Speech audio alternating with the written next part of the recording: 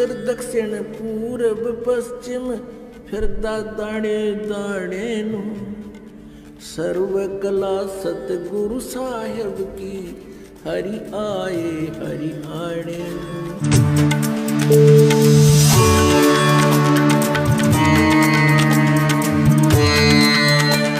वो अंदर के सूक्ष्म शरीर में जो सारे जीवन में आप आहार करते हो और आप देखते हो इस काल का जाल है कैसा कि प्रत्येक प्राणी व्यसन करवाता सबसे व्यसन, हुक्का, तम्बाकू, शराब, मांस, ये जरूर बाई फोर्स करवाता है किसी ना किसी तरीके से।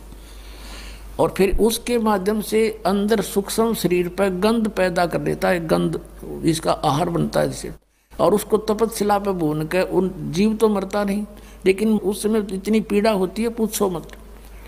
और उसमें से गंध निकालता है वो भून का कति, और फिर उनको अचेत हो जाते हैं प्राणी वहाँ। फिर कुछ देर के बाद फिर उनको फेंक देता, उड़ा देता है। फिर रास्ते में कहा करके सचेत होते हैं और फिर वो धर्मराज के सामने आकर लाइन में खड़े हो जाते हैं।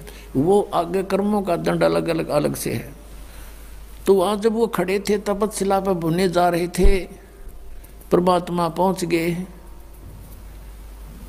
और सभी प्राणियों की वो जलन समाप्त होगी जिसके कारण वो पीड़ित थे।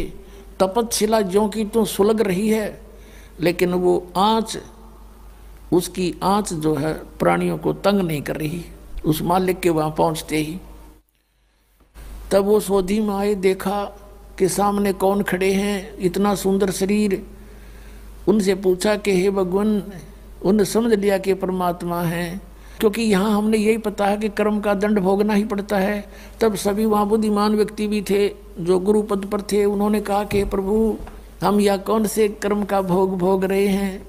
तो परमात्मा ने कहा, ये कर्म तुम्हारा बहुत भयंकर है बच्चा, ये तुम्हारा यहाँ का कर्म नहीं, तुमने सतलोक में ये जुल्म किया था। तुम मेरे से विमुख हुए थे, इस काल के साथ आसक्त होकर आ गए थे इस पर, और तुमने अपने पैर पर कुहाड़ी मार रखी है। फिर सृष्टि रचना सुनाई भगवान ने सारी उनको खड़ा होकर के कि तुम नो फंस गए यहाँ पर। अब देखो तुम, आप गुरु जी थे, ब्राह्मण थे, कहाँ जी, आप ये पूजा करते थे, कहाँ जी, देख तुम्हारी क्या दुर्गति, और आगे क्या होगा बताऊं? ये देख तेरी टी शीट, अब तू नरक में जाएगा, उसके बाद तू गधे की ओर नहीं पाएगा। वो पूरी लिस्ट दिखा दी परमात्मा की, एक सेकंड का काम। और ये दुर्गति होगी, तुम बात करे था लोगों को समझाने की, तू आप नरक में जा रहा है। तू वहाँ तो सारी समझ में आ गई थी कि सचमुच इब्रान मट्टी हो रही है हमारी, कहाँ गई वो भक्ति के काम आई। आज जोड़ कर कह सारे भगवात्मा हमें छुटवा लो, इस काल से बचा लो। परमात्मा ने कहा, बेटा ऐसे नहीं है, जब तुम जाए धरो जग देहा, तब तुम करना मेरे सत शब्द स्नेहा। ये सतनाम स्नेहा, मेरा जो सतनाम है उसको दृढ़ता से ग्रहण करना, उसको छोड़ना नहीं आजीवन। जब तुम्हें कभी मनुष्य शरीर मिल जाए मेरी रजा से, तो उस समय जब मेरा कोई संत तुझे मिल जाए, सच्चा नाम बताने वाला है, उन काल के दूतों को त्याग कर तुरंत उसकी ग्रहण कर लेना शरण, फिर देखना कैसे पार करूंगा, ऐसे नहीं कर सकता।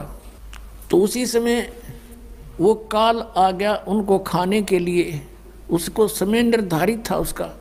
लेकिन उस दिन परमात्मा की रजा से वो जीव वहाँ से गए नहीं थे, उसने समय फिक्स कर रखा है। इतने समय के बाद वो जीव वहाँ से ऑटोमेटिक उड़ जाते हैं अचेत स्थिति में ही, और रास्ते में वो सचेत होते हैं। फिर वो ऐसे क्रिया थी। उस दिन परमात्मा की रजा से वो वहाँ से गए नहीं। परमात्मा ने, कबीर साहब ने कहा कि देखो वो सामने आ रहा है वो काल भगवान, जिसको तुम निराकार निराकार बताते थे, देखो वो आ रहा है, ओछा माथा, लंबे दांत, काला चेहरा, ये देखिए इसका ओरिजिनल रूप। और इसने गीता जी में कहा कि अर्जुन, 7वें अध्याय के 24-25वें श्लोक में, कि मैं अपनी योग माया से छुपा रहता हूँ, मैं किसी के समक्ष नहीं आता, समक्ष आ जाता कालजा पाट जा सबका, इतना भयंकर चेहरा है इसका। जैसे अर्जुन जैसे योद्धा को इसने बाहर दिखाया था कृष्ण से निकल कर बाहर कि ये मेरा असली रूप, खान लग रहा सब ने उसके मुंह में सब जा रहे हैं। अर्जुन से जैसे योद्धा के हाथ पैर कांपने लग गए थे उसको देख कर, तो यो भगवान है जिसको देख कर डर लगे, जिसको देख कर आत्मा प्रसन्न हो, वो है परमात्मा।